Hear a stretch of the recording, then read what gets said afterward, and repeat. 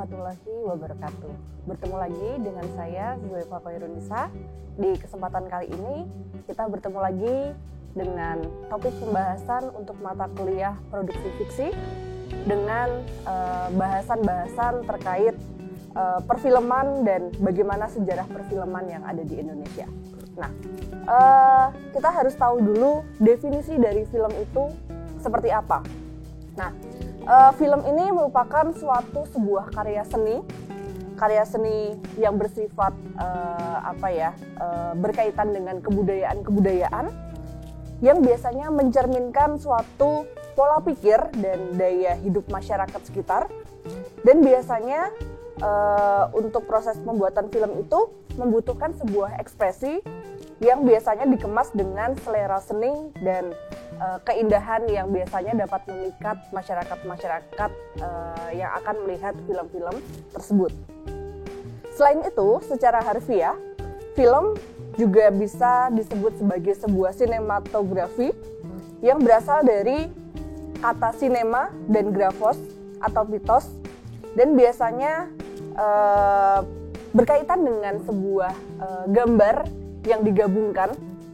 Tidak hanya unsur-unsur gambar, tapi unsur-unsur suara juga kita kaitkan, unsur-unsur tulisan juga kita masukkan, dan gerakan-gerakan yang biasanya digabungkan menjadi suatu kesatuan yang pada akhirnya menghasilkan sebuah videografi. Nah, film ini biasanya merupakan hasil karya cipta yang merupakan karya seni yang berisi beberapa unsur-unsur seni yang biasanya terdapat unsur-unsurnya tersebut untuk menunjang beberapa komponen-komponen di dalam proses pembuatan film tersebut. Nah, itu adalah definisi dari film itu sendiri. Jadi tadi sinematografi atau film berasal dari kata sinema, lalu berasal dari kata pitos atau tos, yang berarti cahaya atau menggabungkan sebuah cahaya dengan berbagai unsur-unsur tulisan, suara dan gambar yang nanti pada akhirnya dijadikan dalam format video. Lalu kita masuk ke dalam bagaimana sejarah perkembangan perfilman, khususnya sejarah perkembangan film yang ada di Indonesia. Nah, film sendiri mulai diciptakan pada tahun 1805, di mana pada saat itu pencetusnya adalah Lumiere Brother. Kemudian pada tahun 1899 ada tokoh juga yang bernama George Méliès. Dia mulai menampilkan film dengan gaya-gaya editing. Jadi pada saat itu unsur-unsur editing sudah mulai diterapkan pada tahun 1899. Karena pada tahun 1800 itu biasanya film itu belum melakukan proses editing. Jadi benar-benar saat kita take video, apa adanya video tersebut saat proses pembuatan, dan pada saat proses ditampilkan itu tidak akan banyak proses editing. Tapi pada tahun 1899 proses editing itu sudah mulai dilakukan. Film pertama yang ada pada tahun 1899 ini memiliki judul Tip the Moon atau Tip to the Moon, yang pada saat itu mulai banyak berkembang juga film-film dari luar yang mulai banyak masuk di Indonesia juga. Lalu pada tahun 1902 ada seorang tokoh yang bernama Edwin Peter. Dia juga membuat sebuah film yang berjudul Life of in American Fireman. Nah, di Indonesia sendiri film itu mencapai kejayaannya pada era 70-an. Di mana pada era-era 70-an ini film-film yang biasanya bersifat broadcasting itu mulai banyak tampil di stasiun-stasiun televisi yang ada di televisi nasional begitu. Nah, film-film di Indonesia juga mulai banyak berkembang. Jadi pada saat itu di Batavia atau di Jakarta, tepatnya di Tanah Abang, itu juga mulai didirikan sebuah bioskop pada tahun 1900-an menuju tahun 2000-an. Itu mulai muncul bioskop-bioskop yang memang menayangkan berbagai film-film yang ada di Indonesia.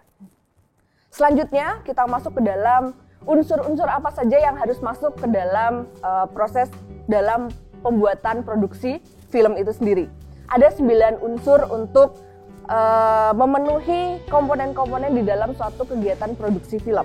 Yang pertama adalah produser, lalu yang kedua adalah sutradara, yang ketiga adalah penulis skenario, lalu yang keempat ada kameramen, lalu yang kelima ada penata artistik, lalu yang keenam ada penata musik, lalu yang ketujuh ada editor, yang kedelapan ada pengisi suara dan penata suara, dan yang terakhir otomatis ada pemeran atau tokoh di dalam proses pembuatan film tersebut. Nah, kita bahas satu persatu terkait unsur-unsur tersebut. Yang pertama adalah produser.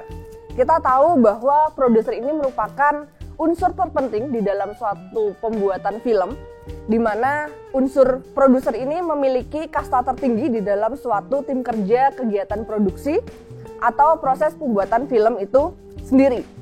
Karena pada dasarnya produserlah yang akan menyandang atau mempersiapkan dari segi dana, lalu dari segi pembiayaan produksi, lalu menentukan siapa yang bertanggung jawab, itu ada di tangannya dari produser itu sendiri. Lalu ide-ide itu juga muncul juga dari produser, dan biasanya dengan ibaratnya yang berkaitan dengan bagaimana proses pembuatan film itu ada di dalam ranahnya seorang produser. Lalu yang kedua ada sutradara, di mana sutradara ini adalah pihak yang bertanggung jawab di dalam proses pembuatan film, tapi di luar ranahnya dari produser itu sendiri. Lalu yang selanjutnya ada penulis skenario. Kita jelas yang namanya proses pembuatan film, pasti kita membutuhkan suatu naskah atau skrip yang mungkin akan digunakan oleh seorang pemain atau aktor maupun artis di dalam proses menentukan jalan cerita. Ini ditentukan oleh penulis skenario. Lalu ada penata kameramen. Jadi penata kameramen ini dia bertujuan untuk menentukan bagaimana penataan kamera, bagaimana proses penyutingan pada saat pembuatan film tersebut. Itu ada di dalam ranahnya kameramen. Lalu membutuhkan juga penata artistik, di mana kita harus memikirkan juga estetik-estetik di dalam suatu pembuatan film itu juga harus diperhatikan. Bagaimana kita memperhatikan hal-hal yang berkaitan dengan kesenian maupun estetika dari film itu sendiri juga menjadi sebuah tanggung jawab dari penata artistik. Lalu untuk penata musik, karena ini tadi saya juga sudah sampaikan bahwa film ini juga membutuhkan media suara ataupun musik. Ini penata musik juga memiliki sebuah peranan penting. Dia akan menentukan musik atau lagu-lagu apa saja yang akan digunakan untuk background maupun pendukung di dalam proses pembuatan film tersebut. Lalu ada pengisi dan penata suara, itu juga dibutuhkan untuk proses pembuatan film, khususnya untuk pemain atau pemeran film. Dan yang terakhir adalah bintang film ataupun aktor maupun artisnya. Tidak mungkin sebuah film tidak ada artisnya atau tidak ada aktornya. Itu dijamin proses pembuatan film atau unsur-unsurnya tidak akan berjalan dengan baik di dalam proses pembuatan film itu sendiri. Lalu yang selanjutnya kita masuk ke dalam pembahasan terkait bagaimana sih proses dasar-dasar untuk proses pembuatan film itu sendiri. Nah, yang pertama tadi kita harus menentukan dulu ide atau topik dari rencana film atau rencana video yang akan kita buat. Kita harus menentukan genre ataupun jenis-jenis film yang akan kita bangun itu seperti apa. Lalu harus menentukan apakah kita akan membuat sebuah film drama, film horor, film action, ataupun film dengan genre-genre yang lain. Lalu yang kedua, kita juga harus menentukan sasaran penonton atau kita kenal dengan target market untuk siapa yang akan melihat film-film ataupun video yang akan kita buat ini. Apakah film ini ditujukan untuk anak-anak dengan rentan usia misalnya 5 sampai 10 tahun, atau mungkin film-film yang memang ditujukan untuk masyarakat-masyarakat yang usianya 17 ke atas, atau mungkin film-film yang memang ditujukan untuk anak-anak usia 2 tahun sampai 3 tahun itu juga harus diperhatikan siapa target marketnya. Lalu pembuat sinopsis atau skrip film itu juga jelas dia akan membuat sebuah naskah atau membuat sebuah skrip bagaimana jalan cerita berdasarkan dari ide-ide gagasan yang sudah ditentukan oleh pembuat ide cerita. Jadi biasanya pembuat ide cerita dan pembuat naskah itu dia akan bekerja sama untuk mengartikan apa yang diinginkan oleh sang pembuat ide supaya penulis naskah ini bisa memiliki visi misi yang sama atau tujuan yang sama, jalan ceritanya itu akan seperti apa. Lalu yang selanjutnya membutuhkan juga orang-orang yang akan mempersiapkan alat-alat yang bersifat teknis, biasanya ada kamera, mungkin ada alat-alat yang lain, itu juga dibutuhkan untuk proses pembuatan dalam tata cara dalam pembuatan film itu sendiri. Lalu selanjutnya juga kita harus bisa menentukan budget atau pengeluaran yang akan kita keluarkan selama proses pembuatan film tersebut. Kita biasanya sebelum melakukan pembuatan film, kita harus membuat proposal yang biasanya di dalam proposal itu ada rancangan anggaran pembiayaan.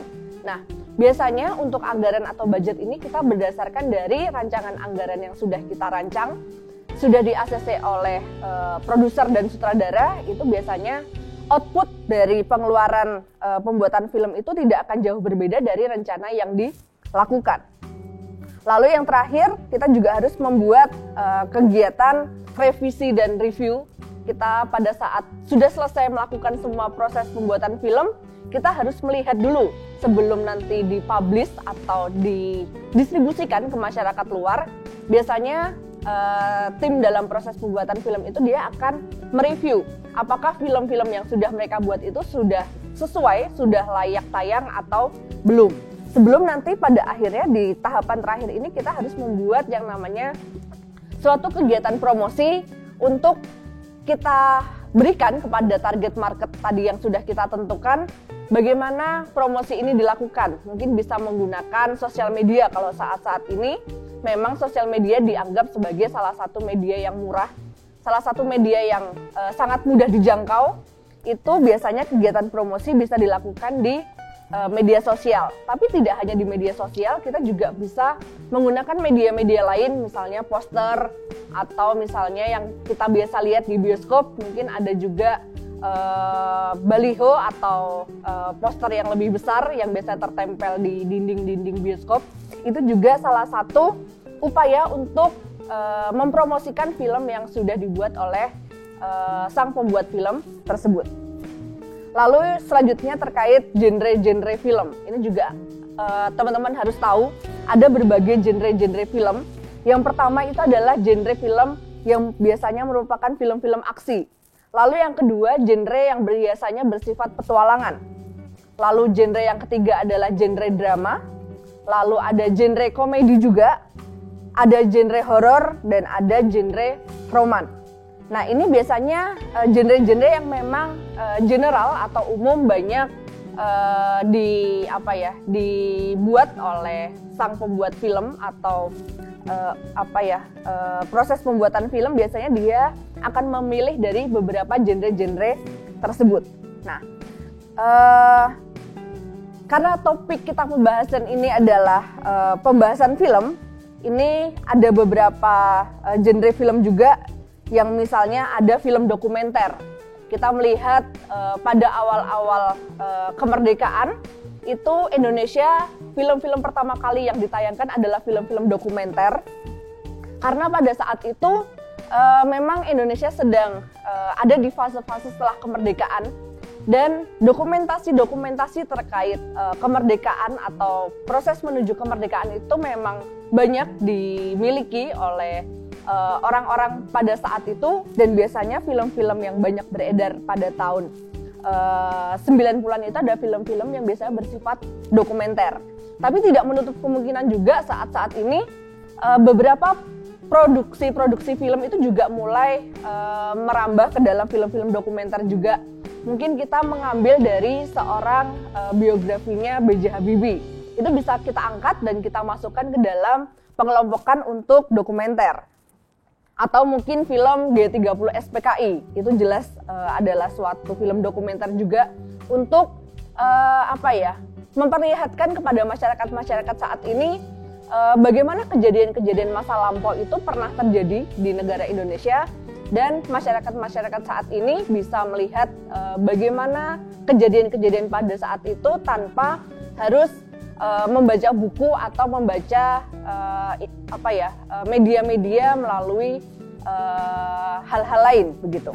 Lalu ada juga film kartun, ini biasanya diminati oleh anak-anak. Lalu ada film fiksi.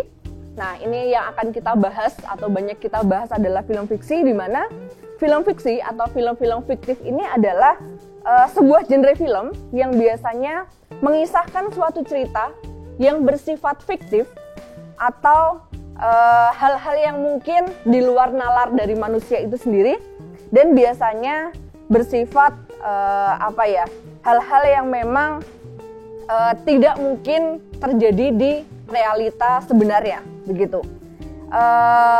Mungkin itu untuk pengantar dari bagaimana proses pembuatan film dan genre-genre film. Sampai bertemu lagi di materi selanjutnya. Saya cukupkan. Wassalamualaikum warahmatullahi wabarakatuh.